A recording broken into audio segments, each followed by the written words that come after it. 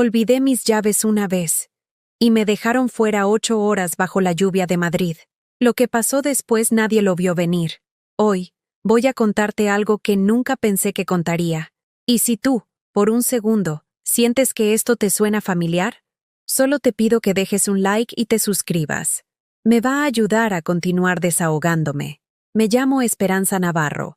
Tengo 73 años. Y ese domingo, ese maldito y silencioso domingo de noviembre, entendí que para mi familia yo ya no existía. Todo empezó con una sopa. Mi nieto, Iván, se había enfermado.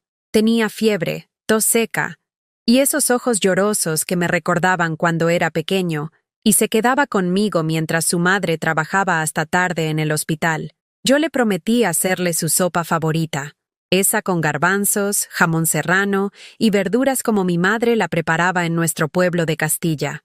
Salí al mercado de San Antón con mis monedas contadas, el bolso de cuero gastado que llevaba conmigo desde hace 20 años, y el corazón lleno de propósito. Las calles de Malasaña estaban húmedas por la llovizna matutina. Caminé despacio, como siempre lo hago ahora, sintiendo el peso de mis 73 años en cada escalón del metro. El olor a churros de la churrería de la esquina me acompañó hasta el mercado, donde elegí cuidadosamente cada ingrediente: garbanzos frescos, un trozo de jamón que el carnicero me cortó con precisión, puerros tiernos que brillaban bajo las luces fluorescentes.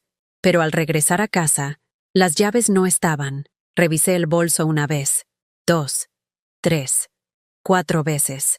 Metí la mano hasta el fondo, entre los pañuelos arrugados, las pastillas para la presión y el rosario que me regaló mi madre antes de morir.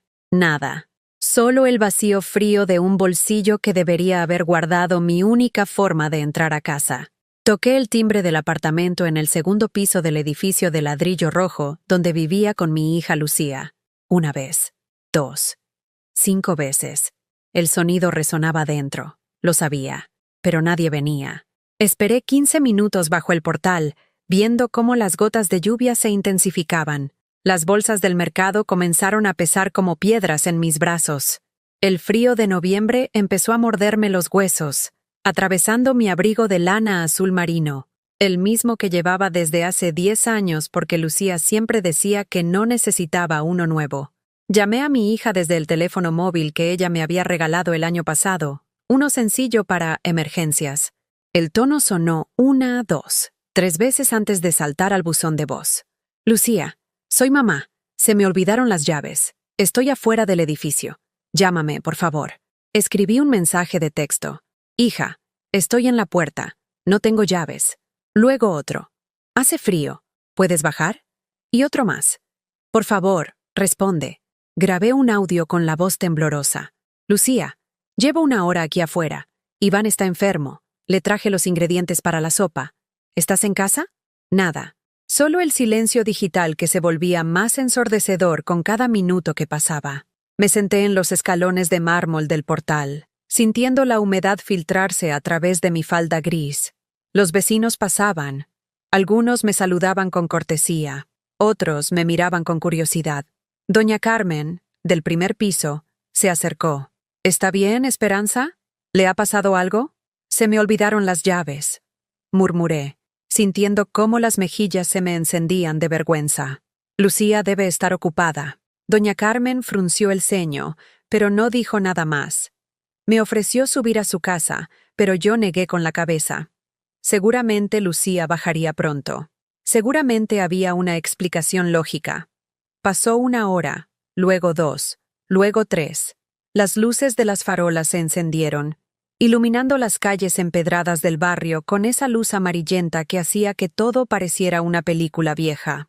El olor a castañas asadas llegaba desde la plaza cercana, mezclándose con el aroma del tabaco de los bares que comenzaban a llenarse de gente joven.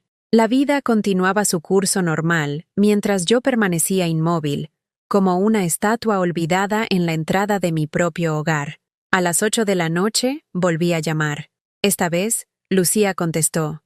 ¿Mamá? ¿Qué pasa? Su voz sonaba distante, como si estuviera hablando desde otro planeta. Hija, llevo 7 horas en la puerta. Se me olvidaron las llaves. ¿Puedes bajar? Hubo una pausa larga, demasiado larga. Mamá, estoy cenando con unos amigos. No puedo salir ahora. ¿Por qué no vas a casa de tía Rosa? Mi hermana Rosa vivía al otro lado de Madrid, a 1 hora en metro, sin dinero para un taxi. Pero Lucía, tengo los ingredientes para la sopa de Iván. Está enfermo. Mamá, Iván está bien. Ya cenó. Hablamos mañana, ¿vale? Y colgó. Me quedé mirando el teléfono, sintiendo cómo algo dentro de mi pecho se quebraba silenciosamente. No era mi corazón. Eso habría sido demasiado limpio, demasiado dramático. Era algo más profundo, más visceral, como cuando se rompe una tubería vieja dentro de la pared, y el daño se extiende lentamente, sin que nadie se dé cuenta, hasta que todo está empapado y arruinado. Yo, su madre, yo, que la había parido con dolor durante 18 horas en el Hospital La Paz. Yo, que trabajé doble turno en la fábrica textil para pagarle los estudios de medicina. Yo, que cuidé a Iván desde bebé, cambiando pañales, preparando biberones, cantándole nanas mientras ella hacía la residencia y dormía 4 horas por noche. Yo, que renuncié a mis propios sueños, a viajar, a pintar, a tener una relación, para que ella pudiera construir la suya. 8 horas pasé ahí, sentada en esos escalones fríos, como un estorbo, como una sombra que nadie quiere ver, como un mueble viejo que se deja en la acera esperando que alguien lo recoja o que la lluvia lo destruya completamente. A la 1 de la madrugada, cuando Madrid se había quedado en silencio y solo se escuchaban los pasos lejanos de algún trasnochador, vi algo que me heló la sangre más que el viento nocturno. La cerradura era distinta, brillaba, nueva, cromada, sin las marcas de uso que tenía la anterior. Entonces lo entendí. Habían cambiado la cerradura, sin decirme, sin consultarme, sin importarles que yo también vivía allí. Ni una maleta con mi ropa esperándome en el portal, ni una carta de explicación, ni siquiera la decencia de una conversación. Solo el frío, el silencio, y la certeza cruel de que mi lugar en esa casa, y en esa familia, ya no existía. Me borraron, como se borra un error del cuaderno, como se elimina un archivo indeseado del ordenador. Rápido, eficiente, sin dejar rastro. Al día siguiente, Lucía abrió la puerta como si nada hubiera pasado. Llevaba su bata blanca del hospital, el cabello recogido en una coleta perfecta, y esa expresión que había perfeccionado durante años, la de alguien demasiado ocupado para lidiar con problemas menores. Detrás de ella, alcancé a ver a Iván sentado en el sofá, jugando con su PlayStation. Cuando nuestros ojos se cruzaron, él apartó la mirada rápidamente. Lucía cerró la puerta un poco más, bloqueando mi vista. «¿Qué haces aquí, mamá?», me dijo, con esa voz seca que usaba cuando tenía prisa. «Se me olvidaron las llaves. Estuve toda la noche afuera». Ella suspiró, como si mi presencia fuera un inconveniente más en su agenda apretada. «No podemos seguir así. Te olvidas de cosas, te quejas constantemente. Y este ya no es lugar para ti. Necesitamos tranquilidad, espacio». No entendí, o no quise entender.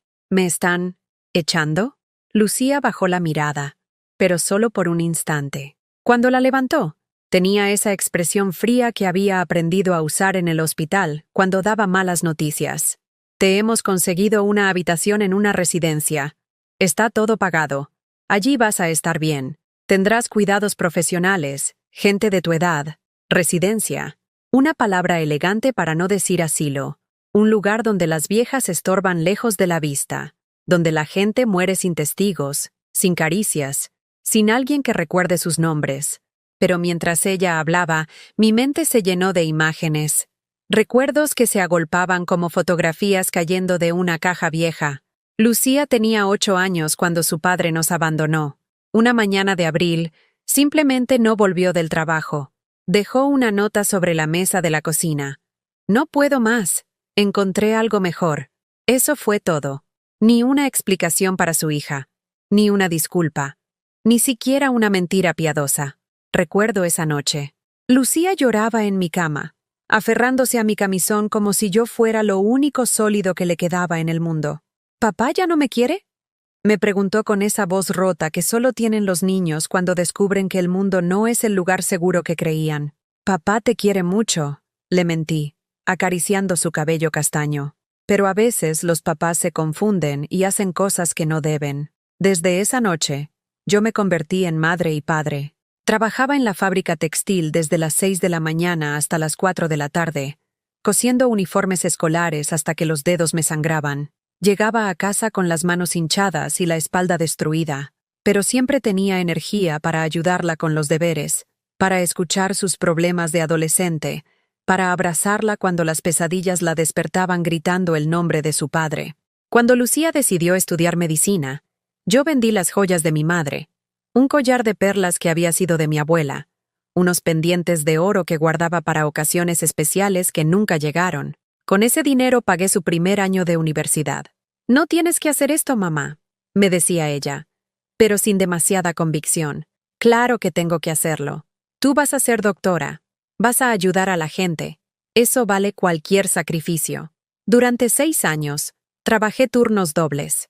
Los fines de semana limpiaba oficinas para ganar dinero extra. Mis amigas iban al bingo los domingos por la tarde, se compraban vestidos nuevos, salían a cenar. Yo contaba cada euro, vivía de lentejas y pan, y enviaba todo lo que podía para que Lucía pudiera concentrarse en sus estudios sin preocupaciones económicas. Recuerdo una noche de invierno. Tenía 52 años. Lucía me llamó llorando desde la residencia estudiantil.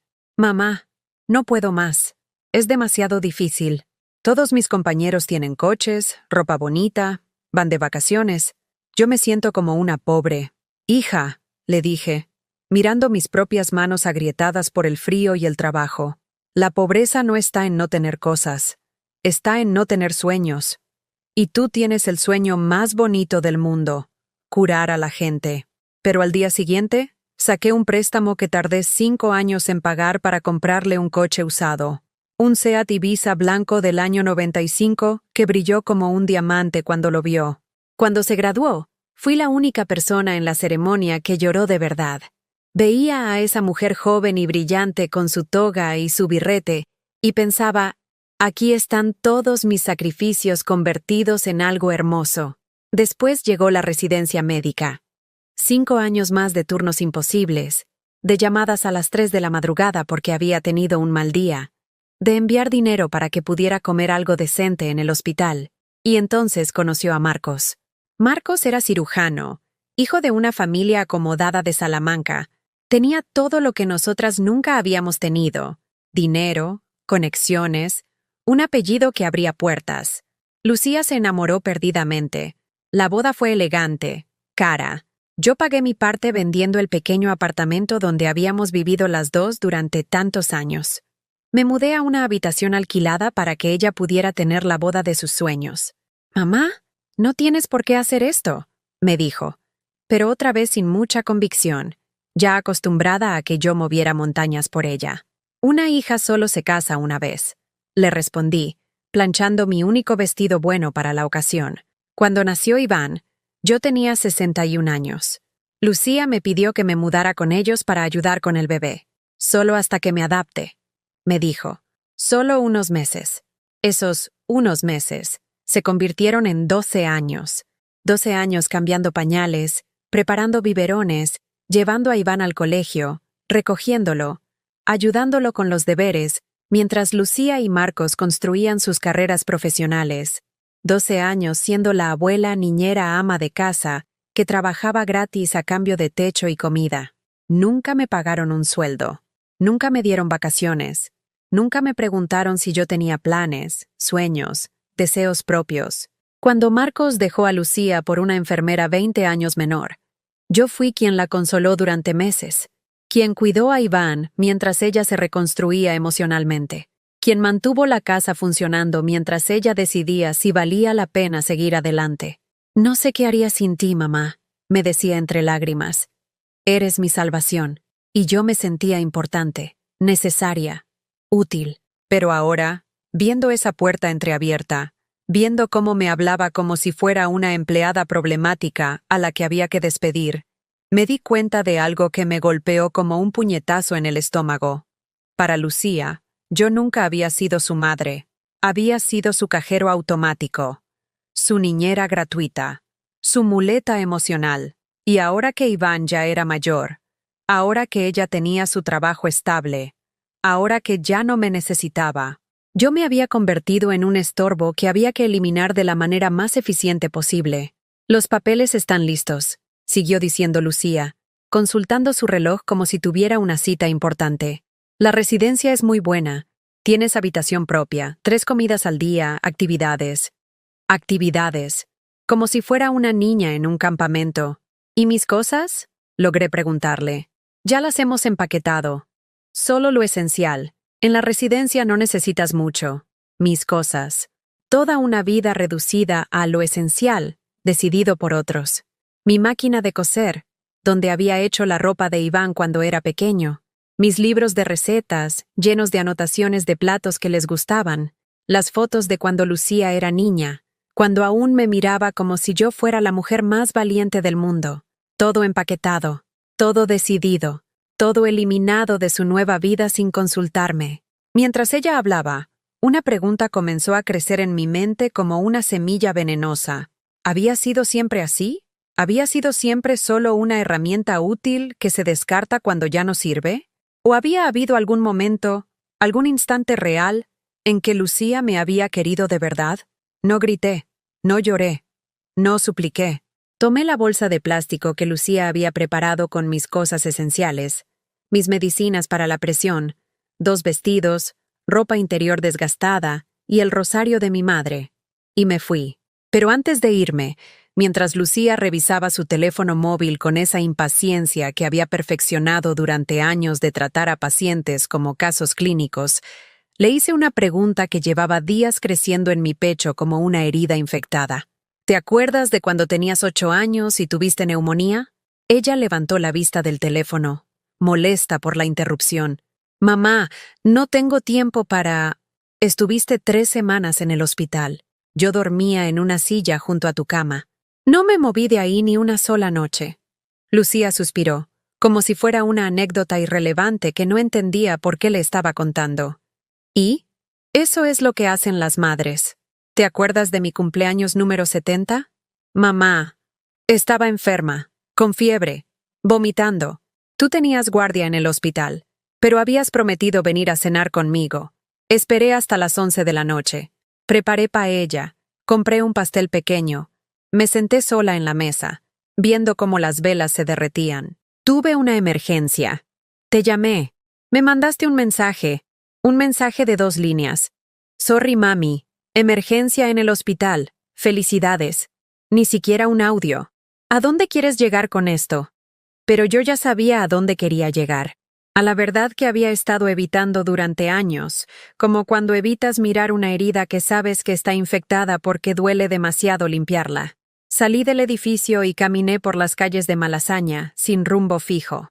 Madrid se movía a mi alrededor con su ritmo implacable de mediodía. Turistas sacando fotos frente a las cafeterías vintage, oficinistas comprando bocadillos para el almuerzo, estudiantes con mochilas enormes corriendo hacia el metro. Yo era invisible, una mujer mayor con una bolsa de plástico, caminando despacio entre una multitud que tenía lugares importantes a donde ir. Me senté en un banco de la Plaza del 2 de Mayo, frente a la estatua de los héroes que había visto miles de veces, pero nunca había observado realmente. Ahora entendía algo sobre esos soldados de piedra.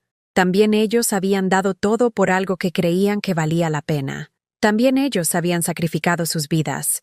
La diferencia era que a ellos los recordaban con monumentos. A mí me recordaban con una habitación en una residencia.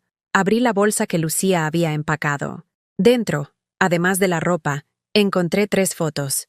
Solo 3, de los miles que había en casa. Una de Lucía el día de su graduación, otra de Iván cuando tenía 5 años, disfrazado de pirata para el carnaval del colegio, y una mía, sola, del día que cumplí 60 años. En esa foto, yo estaba sonriendo, pero ahora, mirándola con otros ojos, podía ver algo que no había notado antes. Mis ojos no sonreían, había tristeza ahí, cansancio, como si ya entonces, en algún lugar profundo de mi alma, hubiera sabido lo que me esperaba. Durante las siguientes semanas, dormí donde pude. La primera noche, en la estación de Atocha, sentada en una silla de plástico entre otros desplazados de la vida. Inmigrantes esperando trenes que los llevaran a trabajos precarios. Jóvenes que habían perdido el último metro y preferían pasar la noche allí antes que pagar un taxi. Ancianos como yo que por alguna razón habían quedado fuera del sistema. La segunda noche, en un albergue para personas sin hogar en Lavapiés. Camas metálicas con colchones delgados, el olor a desinfectante mezclado con sudor y desesperación. Mujeres que hablaban solas, otras que lloraban en silencio, algunas que reían demasiado fuerte para disimular el terror. La tercera noche, en un banco del Retiro hasta que un policía municipal me despertó a las 3 de la madrugada. Señora, no puede dormir aquí. Es peligroso. ¿A dónde se supone que vaya?, le pregunté, sin esperanza real de que tuviera una respuesta. Él me miró con esa compasión incómoda que sienten los funcionarios cuando se enfrentan a problemas que no pueden resolver con multas o procedimientos administrativos. Hay albergues. Servicios sociales. ¿No tiene familia? Familia. Esa palabra que antes significaba hogar y ahora sonaba como una broma cruel. Sí, le respondí. Tengo familia. Comía pan duro que compraba en las panaderías al final del día, cuando lo vendían a mitad de precio. Bebía agua de las fuentes públicas. Usaba los baños de McDonald's y de El Corte Inglés, fingiendo ser una cliente más hasta que algún empleado sospechaba y me pedía que me fuera. Pero lo peor no era el hambre ni el frío. Lo peor era la invisibilidad. La gente me miraba con esa expresión que reservan para los indigentes. Una mezcla de lástima y disgusto, como si la pobreza fuera contagiosa, como si mirarme demasiado tiempo pudiera recordarles lo frágil que es la línea entre tener un hogar y no tenerlo. Una tarde, sentada en la puerta de una iglesia en Chueca, vi algo que me partió el alma de una manera que no creí posible. Lucía pasó caminando por la acera de enfrente. Llevaba un vestido nuevo, azul marino, y zapatos de tacón que sonaban con seguridad contra el pavimento. Su cabello brillaba al sol, recién cortado y peinado en una peluquería cara. Iba hablando por teléfono, riéndose de algo que alguien le había dicho. No puedo quedar esta noche. La oí decir cuando se acercó un poco más. Pero el fin de semana sí. Iván se queda con unos amigos, así que tengo todo el tiempo del mundo. Se detuvo en un semáforo, a menos de 10 metros de donde yo estaba sentada. Mi corazón comenzó a latir tan fuerte que pensé que se me saldría del pecho. Iba a levantarme. Iba a caminar hacia ella. Iba a decir, hija, soy yo. Estoy aquí. Ayúdame. Pero entonces la vi reírse otra vez, con una libertad que no había visto en ella desde hacía años. Se veía feliz, relajada, como si le hubieran quitado un peso enorme de los hombros. Y entendí. Ese peso había sido yo. El semáforo cambió y ella se alejó, caminando con esa energía de alguien que ha resuelto un problema complicado y ahora puede seguir adelante con su vida. No me había visto, o si me había visto, había decidido no reconocerme. Esa noche lloré por primera vez desde que me habían echado. Lloré en silencio, sentada en un banco del Retiro, viendo cómo las parejas jóvenes se besaban bajo las farolas y los padres empujaban carriolas con bebés que algún día también crecerían y olvidarían a las personas que los habían amado incondicionalmente. Lloré por la niña de 8 años que había consolado cuando su padre la abandonó. Lloré por la adolescente que había ayudado con los deberes de matemáticas hasta las 2 de la madrugada. Lloré por la estudiante de medicina que había llamado llorando porque se sentía sola e inferior a sus compañeros. Lloré por la madre joven que había necesitado que cuidara de su hijo para poder trabajar. Lloré por todas las versiones de Lucía que había amado y protegido. Y lloré porque ninguna de esas versiones me había amado a mí de vuelta. Había sido su solución, su recurso, su herramienta, pero nunca había sido su madre de verdad. 2 semanas después, mientras buscaba comida en los contenedores detrás de un supermercado en Chamberí, encontré un periódico arrugado. En la sección de sociedad había una foto pequeña. Lucía en una cena benéfica del hospital, sonriendo junto a otros médicos. El pie de foto decía, la doctora Lucía Navarro, especialista en cardiología, durante la gala anual de recaudación de fondos para la investigación del cáncer. Navarro. Había recuperado su apellido de soltera después del divorcio. Mi apellido. El mismo apellido que llevaba la mujer que dormía en bancos y comía sobras. Esa noche, sentada en el portal de una farmacia cerrada en la Gran Vía, tomé la decisión más difícil de mi vida. Ya no iba a buscarla. Ya no iba a esperarla. Ya no iba a suplicar por un lugar en una familia que había decidido que yo no pertenecía a ella. Por primera vez en 73 años, iba a pensar en mí misma. No sabía cómo. No sabía si era posible después de toda una vida de existir para otros. Pero iba a intentarlo, porque si había sobrevivido a esto, si había llegado hasta aquí sin morir de tristeza o de frío, tal vez, solo tal vez, había algo en mí que valía la pena salvar. Tal vez todavía quedaba una esperanza debajo de todos esos años de ser lo que otros necesitaban que fuera. Tal vez aún había tiempo para conocerla. Un mes después de haber tomado la decisión de no buscar más a Lucía, ella me encontró. Fue una tarde de diciembre, fría y gris como solo pueden ser los diciembres madrileños. Yo estaba sentada en la biblioteca de Chamberí, fingiendo leer una revista mientras esperaba que cerraran para buscar dónde pasar otra noche. Había descubierto que las bibliotecas eran refugios perfectos, calefacción, asientos cómodos, y nadie hacía preguntas si te quedabas horas sin hablar. ¿Mamá? Esa voz, esa maldita voz que había escuchado desde bebé, que había consolado durante años, que ahora sonaba diferente, temblorosa, casi asustada. Levanté la vista del libro que tenía entre las manos, una novela romántica que no estaba leyendo realmente. Y la vi. Lucía estaba parada frente a mí, pero no era la mujer segura y elegante que había visto caminar por Chueca semanas atrás. Esta Lucía tenía ojeras profundas.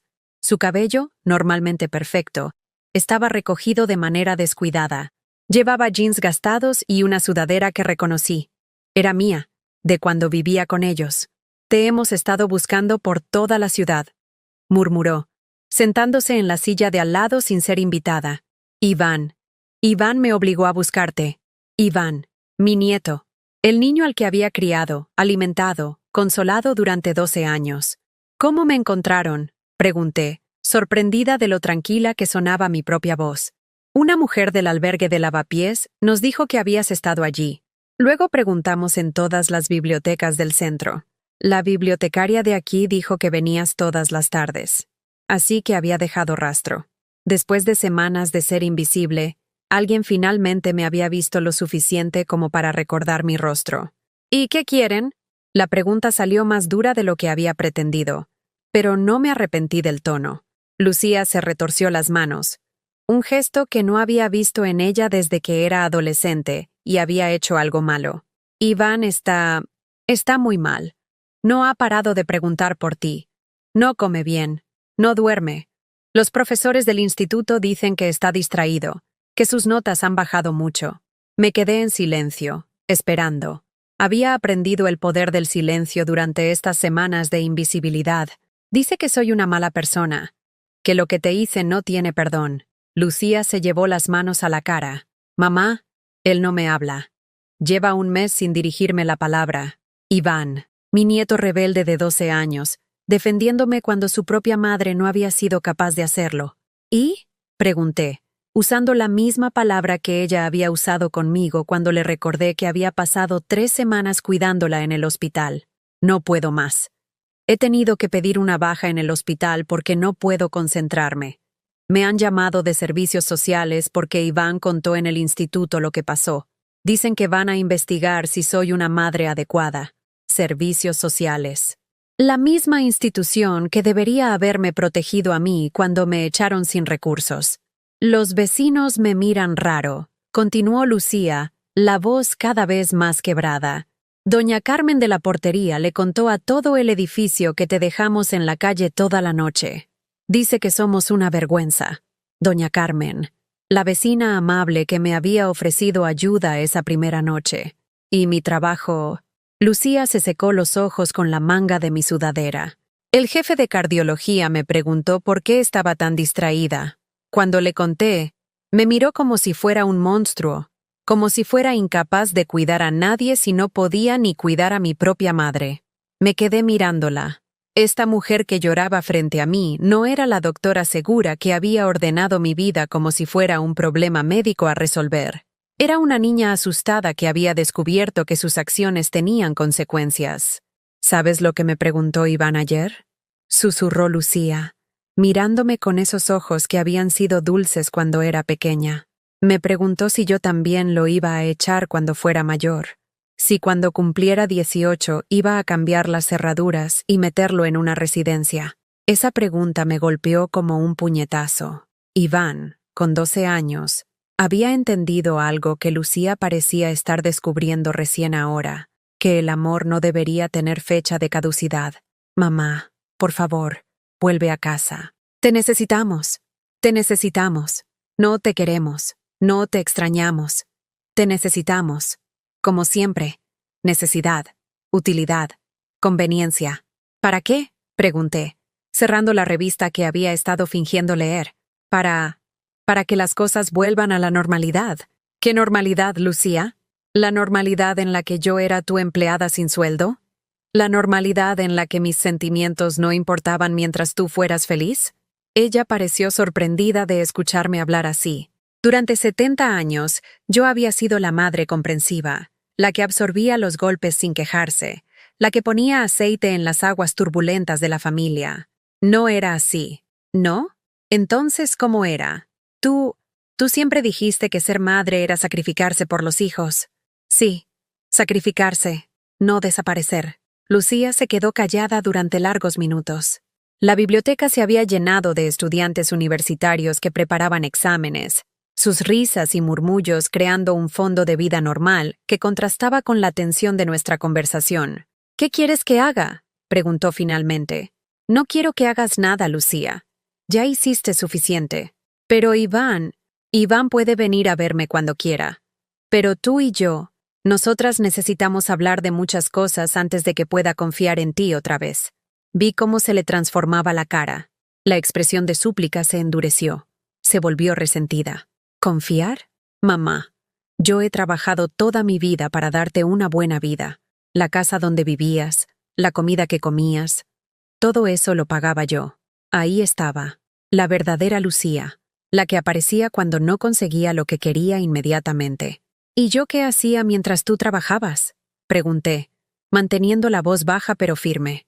¿Quién cuidaba a tu hijo? ¿Quién mantenía tu casa? ¿Quién cocinaba tu comida? ¿Quién lavaba tu ropa? Pero, ¿cuánto crees que costaría contratar a alguien para hacer todo lo que yo hacía? Una niñera interna, una empleada doméstica, una cocinera. ¿800 euros al mes? ¿1000? ¿1200? Lucía abrió la boca, pero no salió ningún sonido. Durante 12 años, Lucía. 12 años trabajando sin un día libre, sin vacaciones, sin sueldo. ¿Sabes cuánto dinero te ahorré? Había hecho estos cálculos durante las noches frías en los bancos del retiro. Había sumado los años, multiplicado por los salarios que había investigado en Internet durante mis tardes en la biblioteca. Más de 150.000 euros. Continué. Eso es lo que me debes en salarios impagos, sin contar los intereses. La cara de Lucía se puso pálida. Nunca había pensado en nuestra relación en términos económicos.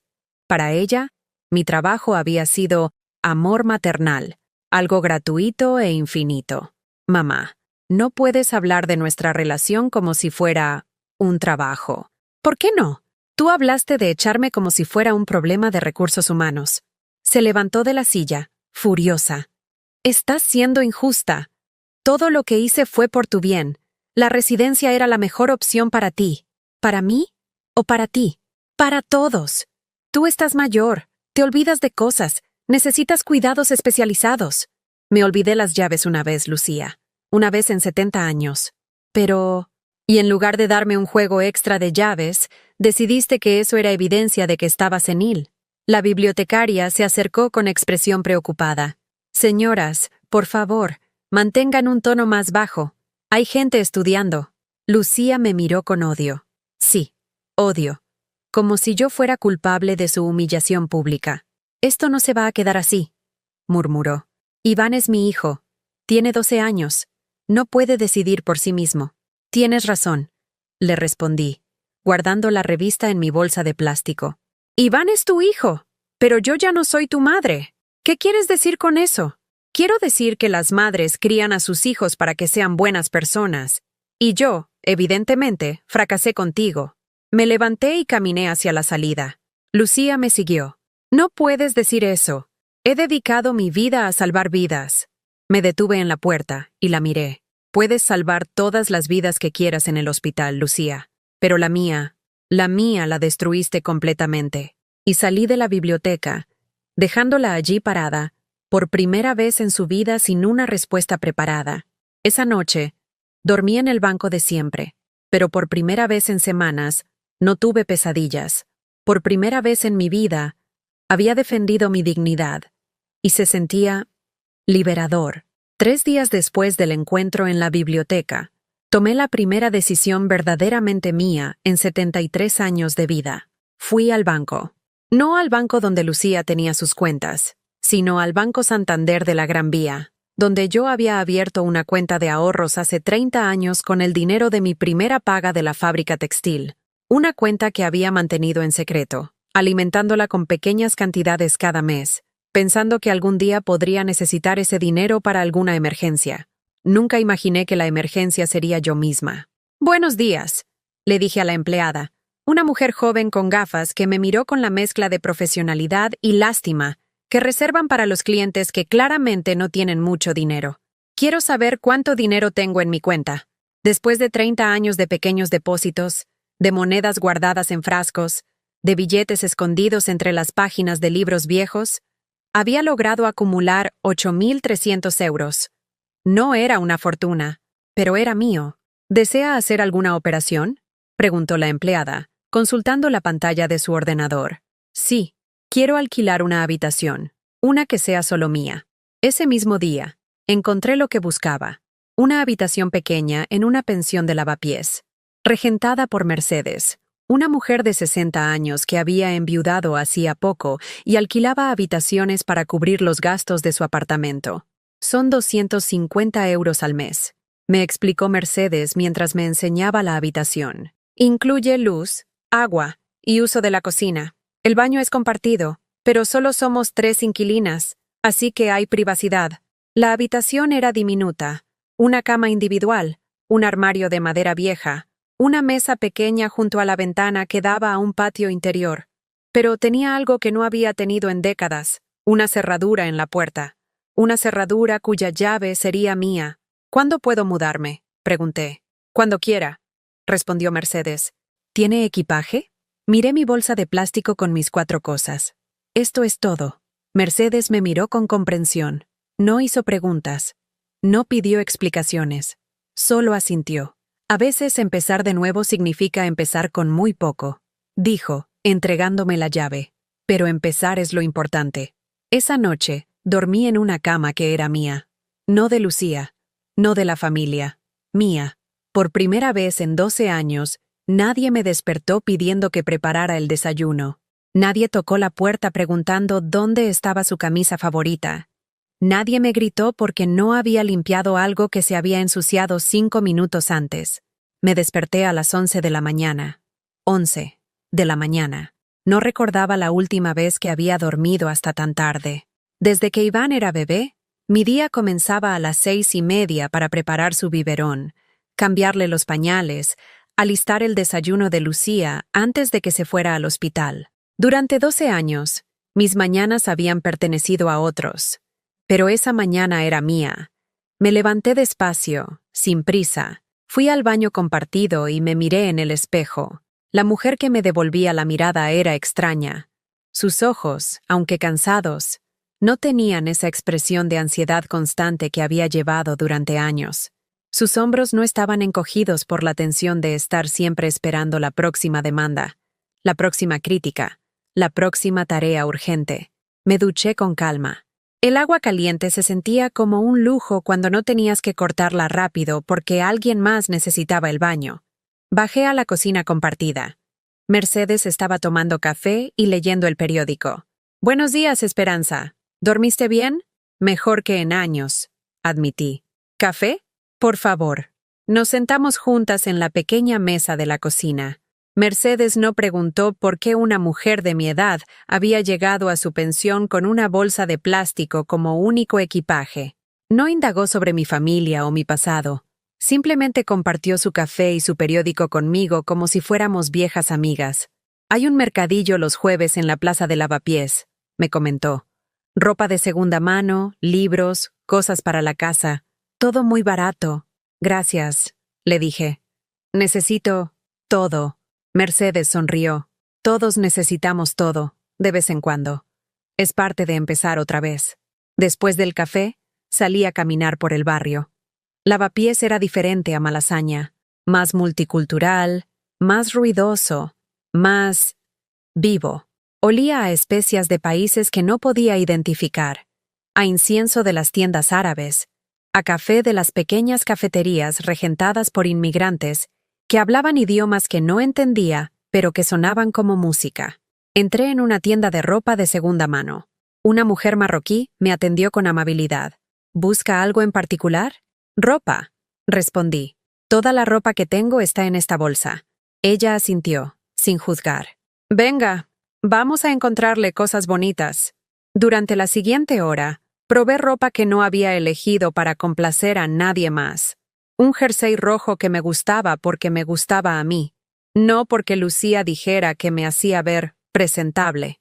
Unos pantalones cómodos que no tenían que ser apropiados para recibir visitas. Una chaqueta azul que era bonita simplemente porque era bonita. «Se ve usted muy bien», me dijo la dependienta cuando salí del probador con el jersey rojo puesto. «Este color le queda perfecto». ¿Cuándo había sido la última vez que alguien me había dicho que me veía bien? ¿Cuándo había sido la última vez que había comprado ropa porque me gustaba? No porque era práctica o barata, o apropiada para una señora de mi edad. Gasté 120 euros en ropa. 120 euros que eran míos, ganados con mi trabajo, guardados con mi sacrificio.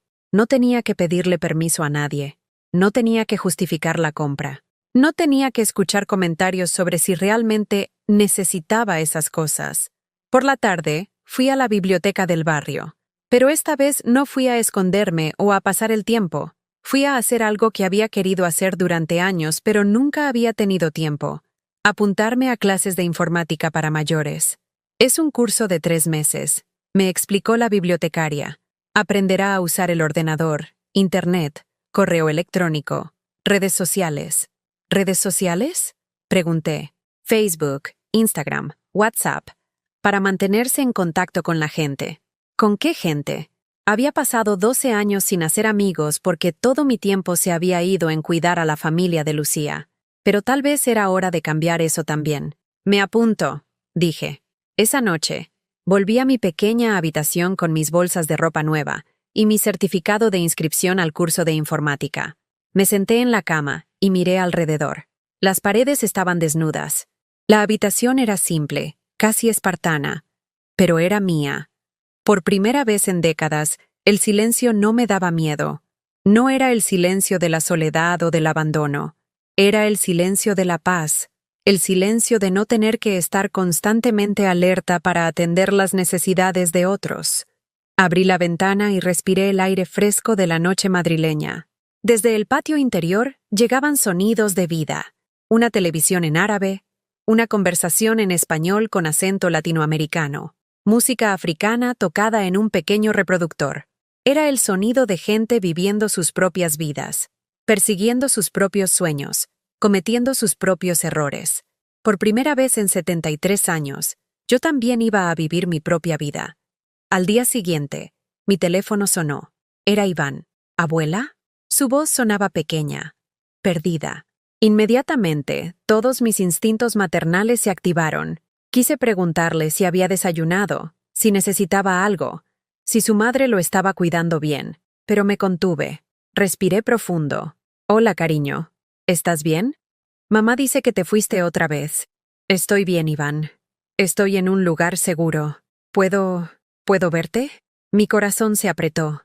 Iván, mi nieto, el único que había salido en mi defensa, el único que había visto la injusticia de lo que me habían hecho. Claro que puedes verme, pero va a ser bajo mis condiciones. ¿Qué condiciones? Nos vamos a ver en un lugar público. Y si tu madre quiere venir, tiene que pedírmelo con respeto. Ya no acepto órdenes ni manipulaciones. Hubo una pausa larga. Abuela, ¿me odias por no haber hecho nada cuando te echaron? La pregunta me partió el corazón. Mi nieto de 12 años cargando con culpa que no le correspondía. Oh, cariño, no. Tú no tenías que hacer nada. Tú eres un niño. Los adultos son los que tienen que proteger a los niños, no al revés. Pero yo sabía que estaba mal. Y el hecho de que lo supieras dice mucho de quién eres, Iván. Eres una buena persona. No dejes que nadie te convenza de lo contrario. Después de colgar, me quedé pensando en esa conversación, en cómo un niño de 12 años había tenido más claridad moral que una mujer de 43. En cómo el único que había defendido mi dignidad había sido alguien que técnicamente dependía de los mismos adultos que me habían abandonado. Esa noche, por primera vez en meses, me dormí sin llorar. No porque mi situación fuera perfecta, no porque hubiera resuelto todos mis problemas, sino porque, por primera vez en mi vida, estaba viviendo según mis propias reglas. Y eso, descubrí, se sentía como la libertad. 2 semanas después de mudarme a mi habitación en Lavapiés, Lucía apareció en la pensión. No tocó el timbre, no pidió permiso, simplemente se presentó en la puerta de Mercedes exigiendo verme, como si aún tuviera derechos sobre mi tiempo y mi espacio. Su hija está aquí, me dijo Mercedes, subiendo las escaleras hasta mi habitación. Parece alterada. Alterada era poco. Cuando bajé al pequeño salón de la pensión, Lucía estaba paseando de un lado a otro como un animal enjaulado. Llevaba su uniforme del hospital arrugado, el cabello despeinado, y esa expresión que había visto en ella cuando era adolescente, y las cosas no salían como quería. Pero esta vez no era una adolescente berrinchuda.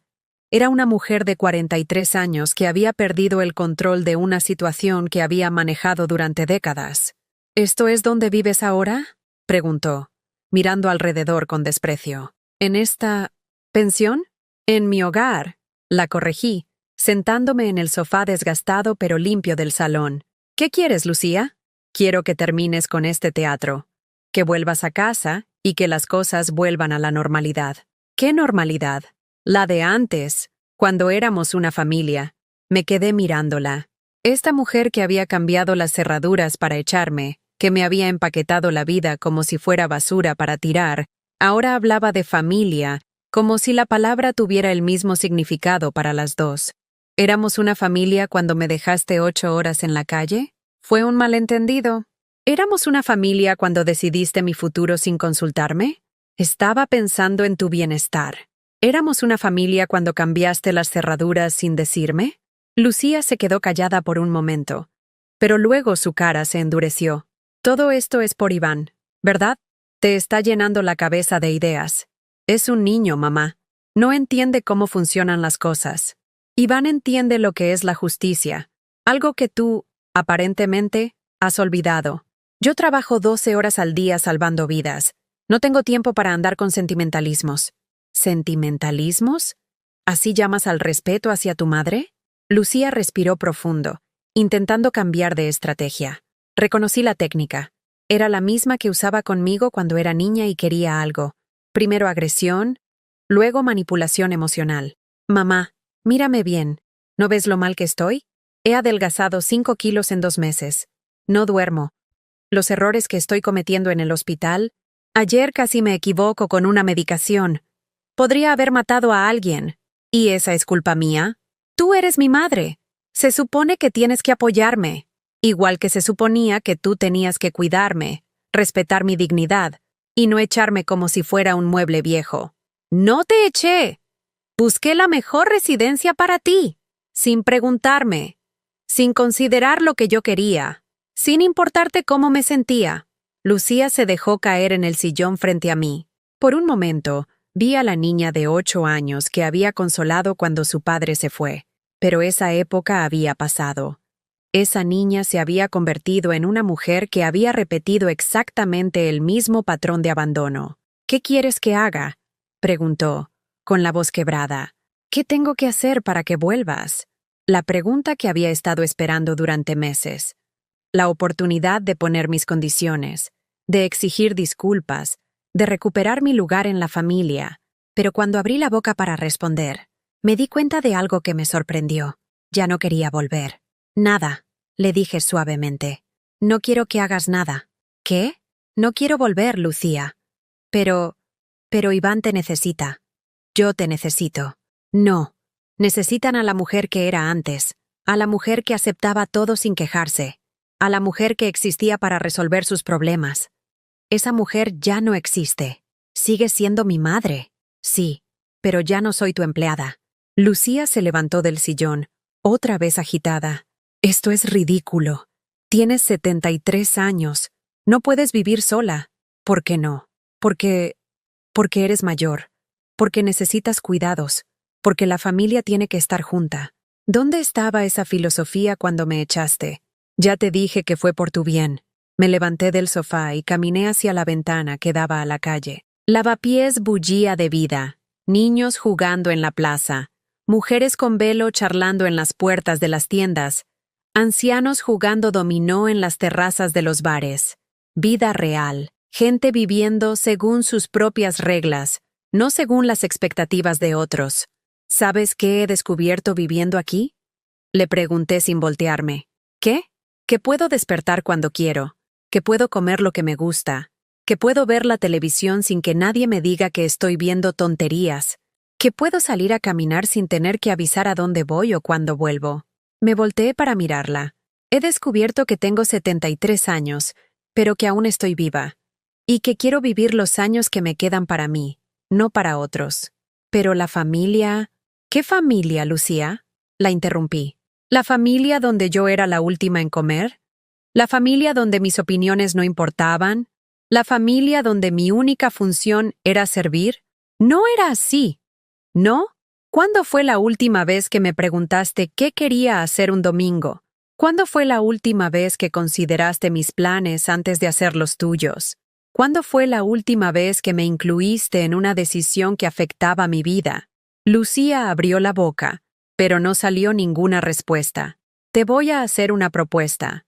Continué. Si realmente quieres una relación conmigo, va a ser bajo mis términos. Nos vemos cuando yo quiera, donde yo elija, y por el tiempo que a mí me parezca apropiado. Nada de órdenes, nada de manipulación, nada de tienes que hacer esto porque somos familia. ¿Y si no acepto? Entonces no tendremos relación. Es así de simple. No puedes hacer eso. Iván necesita a su abuela. Iván puede venir a verme cuando quiera. Pero tú y él son personas separadas. No puedes usar a tu hijo como moneda de cambio. Lucía se puso pálida. ¿Estás eligiendo a Iván por encima de mí? Estoy eligiendo a las personas que me respetan por encima de las que no lo hacen. Soy tu hija. Exactamente. Eres mi hija. Yo te di la vida, te crié, me sacrifiqué por ti durante décadas. Y tú me pagaste echándome a la calle como si fuera basura. ¡Ya basta!, gritó Lucía, perdiendo completamente la compostura. Estás siendo egoísta. Estás destruyendo la familia por un berrinche. Mercedes apareció en la puerta del salón. ¿Está todo bien, Esperanza? Sí, Mercedes. Mi hija se estaba yendo. No me voy a ningún lado. Esta conversación no ha terminado. Sí ha terminado, dije con calma. Y si vuelves a aparecer aquí sin ser invitada, le pediré a Mercedes que llame a la policía. No puedes hablarme así. Claro que puedo. Esta es mi casa ahora. Aquí yo pongo las reglas. Caminé hacia mi bolso y saqué algo que había estado cargando desde hacía días. Las llaves del apartamento de Malasaña. Las mismas llaves que había perdido aquel domingo maldito. Se las extendí a Lucía. Toma. Ya no las necesito. Lucía miró las llaves como si fueran una serpiente venenosa. ¿Qué significa esto? Significa que ya no voy a estar esperando que me abras la puerta de tu vida. Significa que ya no voy a suplicar por un lugar en tu familia. Significa que, de ahora en adelante, si quieres estar en mi vida, vas a tener que tocar mi puerta. Y vas a tener que esperar a que yo decida si quiero abrirla. Lucía tomó las llaves con manos temblorosas. Mamá, por favor, no hagas esto. Ya está hecho, Lucía. Lo hiciste tú hace meses. Yo solo estoy dejando de fingir que no pasó. Ella se dirigió hacia la puerta, pero se detuvo antes de salir. ¿Y si te necesito? ¿Y si pasa algo? Aprenderás a resolverlo sola, como yo tuve que aprender. ¿Y si me arrepiento? ¿Y si quiero cambiar? Entonces tendrás que demostrarlo, con hechos, no con palabras. ¿Cuánto tiempo? El tiempo que sea necesario. Puede que sea 1 año, puede que sean 5, puede que sea nunca. Eso no es justo. ¿Justo? Me reí, pero no era una risa alegre. ¿Sabes qué no fue justo, Lucía? Criar a una hija durante 43 años para que me tratara como me trataste. Salió sin decir una palabra más. Mercedes y yo la vimos alejarse por la calle desde la ventana. ¿Estás bien?, me preguntó Mercedes. Estoy libre, le respondí. Y por primera vez en mi vida, entendí la diferencia. Esa noche, guardé las fotos que Lucía había empaquetado para mí en una caja de zapatos. No las tiré, pero tampoco las puse en un lugar visible. Eran el pasado. Y yo, finalmente, estaba lista para vivir en el presente. 6 meses después de la última conversación con Lucía, hice algo que jamás había hecho en 74 años de vida. Compré un billete de tren para viajar sola. El destino era Sevilla. No porque tuviera familia allí, ni porque alguien me esperara, ni porque fuera el lugar más lógico o práctico. Simplemente porque durante mis clases de informática en la biblioteca había visto fotos de la catedral, del Alcázar, de los patios llenos de azulejos y naranjos, y había pensado, me gustaría ver eso, y por primera vez en mi vida, me gustaría, fue razón suficiente. Mercedes me ayudó a hacer la maleta. Ahora tenía una maleta de verdad, comprada en un mercadillo de lavapiés, color azul marino con ruedas que facilitaban el transporte. Dentro, guardé la ropa que había comprado durante estos meses. Vestidos que me gustaban por sus colores alegres, zapatos cómodos para caminar, una chaqueta elegante que me había comprado solo porque me hacía sentir bonita. ¿Cuántos días vas a estar?, me preguntó Mercedes mientras doblaba mi camisón nuevo. No lo sé, respondí, y me sorprendió darme cuenta de que esa incertidumbre ya no me daba miedo. Puede que 1 semana, puede que 2, hasta que me canse de estar allí. Ah, ¿y si Iván te llama? Le he dado tu número. Si es importante, tú me avisas. Iván. Mi nieto había sido la única constante positiva en estos meses de transformación. Nos veíamos cada 2 semanas en el Parque del Retiro. Él me contaba sobre el instituto, sus amigos, sus películas favoritas. Yo le hablaba de mis clases de informática, de los libros que estaba leyendo, de los planes que tenía. Era extraño tener una relación con él donde yo no era solo su cuidadora, donde podía ser su abuela sin ser su empleada doméstica. La primera vez que nos encontramos después de mi mudanza, Iván había llegado cargado de culpa. Abuela, siento mucho no haber hecho nada cuando mamá te echó. Cariño, le había dicho, tú no tenías que hacer nada. Los adultos somos responsables de proteger a los niños, no al revés. Pero sabía que estaba mal. El hecho de que lo supieras dice mucho de quién eres. Eres una buena persona, Iván. No dejes que nadie te convenza de lo contrario. Con el tiempo, nuestros encuentros se habían vuelto más relajados. Ya no hablábamos tanto de Lucía o de lo que había pasado. Hablábamos de nosotros, de nuestros sueños, de las cosas que nos hacían felices. ¿Sabes qué es lo mejor de vivir sola?, le había preguntado en nuestro último encuentro. ¿Qué? Que puedo comer helado de desayuno si se me antoja. Iván se había reído. Una risa genuina que me recordó al niño que había sido antes de que los problemas familiares lo forzaran a madurar demasiado rápido. ¿Y lo has hecho? Una vez. Helado de vainilla con cereales encima. Estaba riquísimo. El tren a Sevilla salía de Atocha a las 9 de la mañana. Llegué con 1 hora de anticipación, no porque fuera necesario, sino porque quería saborear cada momento de esta experiencia nueva. Ver a la gente despidiéndose en el andén, escuchar los anuncios en diferentes idiomas, sentir la emoción de estar en movimiento hacia algún lugar desconocido.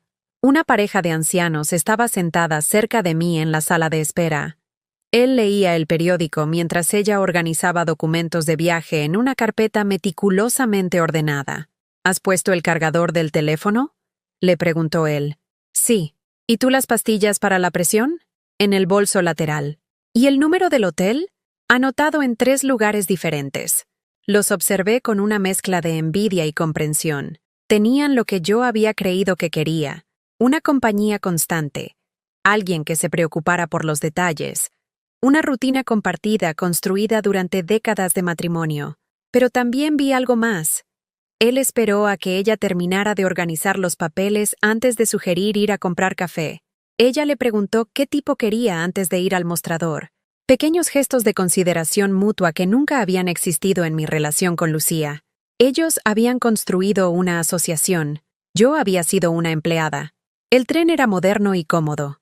Conseguí un asiento junto a la ventana y pasé las 4 horas de viaje viendo cambiar el paisaje español. Las llanuras de Castilla dando paso a las colinas de Andalucía, los olivos extendiéndose hasta el horizonte, los pueblos blancos encaramados en las montañas como joyas incrustadas en terciopelo verde. Un auxiliar de vuelo me ofreció café. ¿Con leche?, me preguntó. Por favor. ¿Azúcar? Un sobre, gracias. Conversaciones simples que en mi vida anterior habrían sido imposibles. Siempre había estado tan ocupada sirviendo café a otros que nunca había tenido tiempo de que me lo sirvieran a mí. En Sevilla, tomé un taxi al hotel que había reservado por internet durante mis clases de informática. Era un pequeño hotel en el barrio de Santa Cruz, con paredes encaladas y un patio interior lleno de plantas.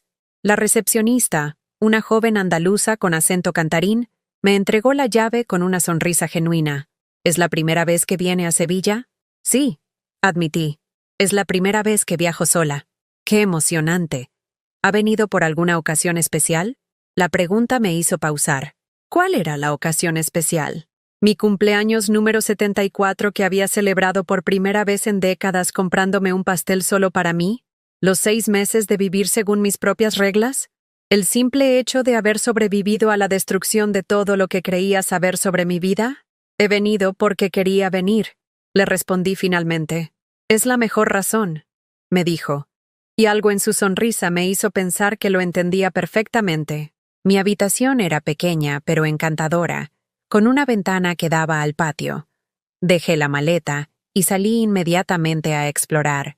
No tenía un plan, no tenía un itinerario, solo tenía curiosidad, y por primera vez en mi vida, tiempo ilimitado para satisfacerla.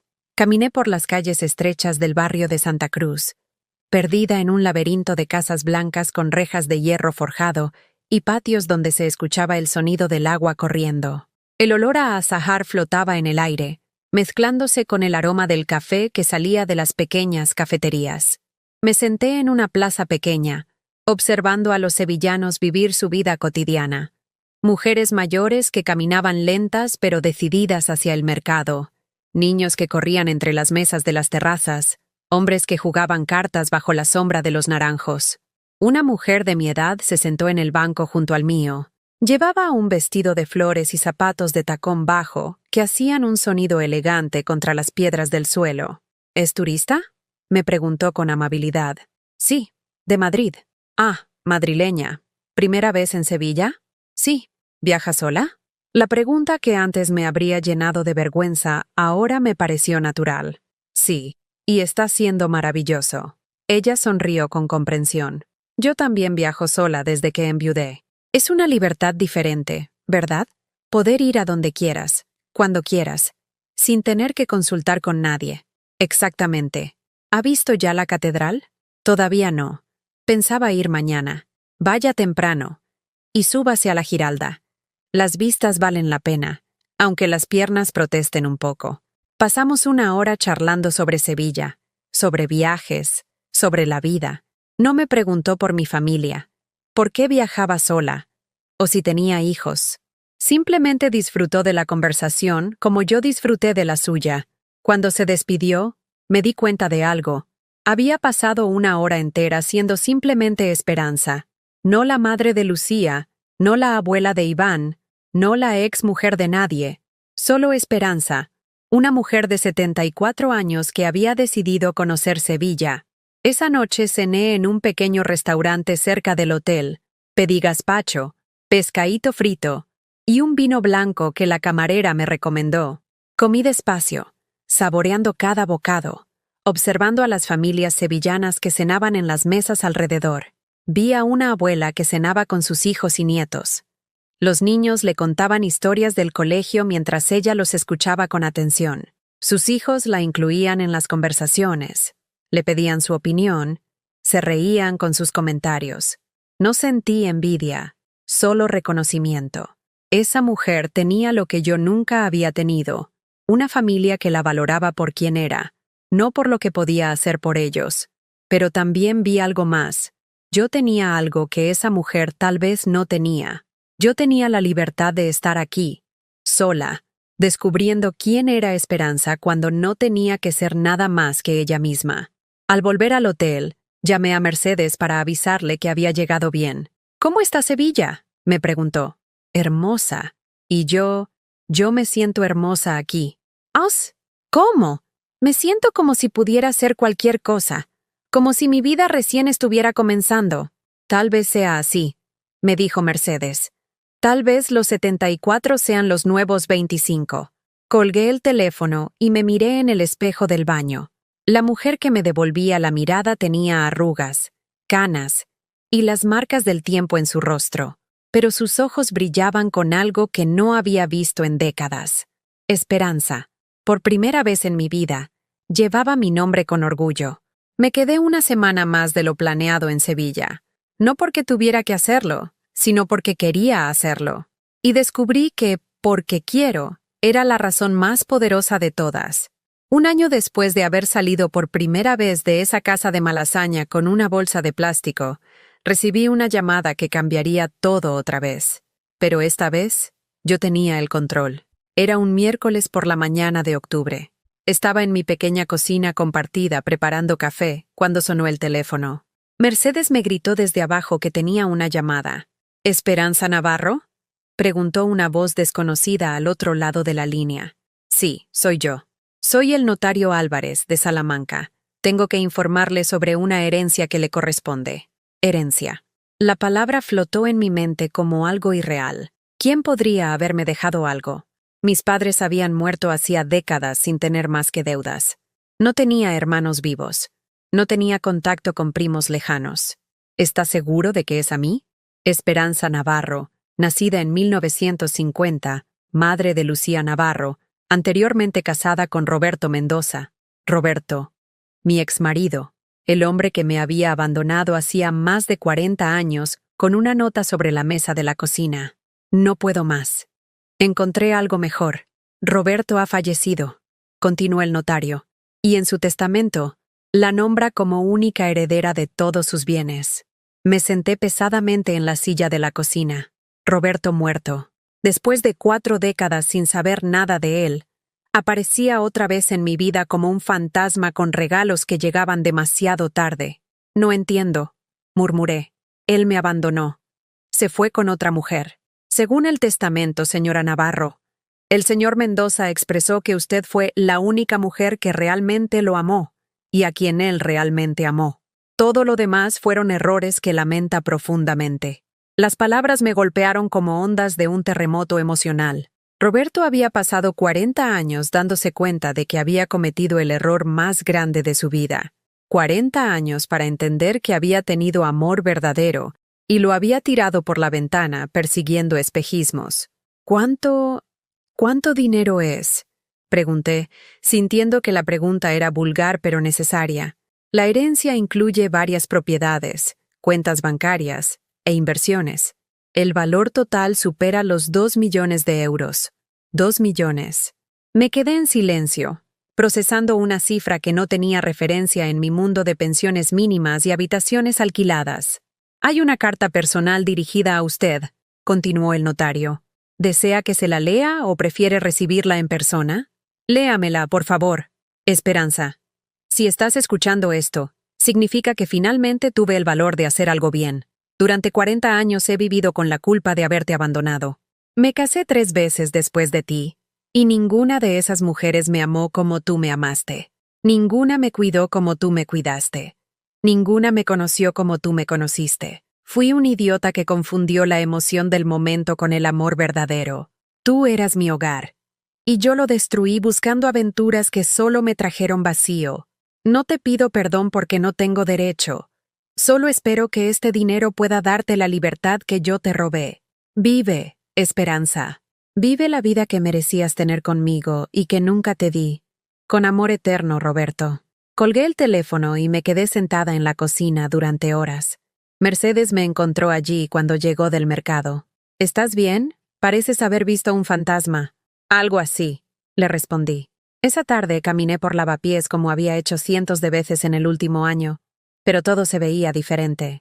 Las tiendas de segunda mano donde compraba mi ropa, los restaurantes baratos donde cenaba, los bancos del parque donde me sentaba a leer.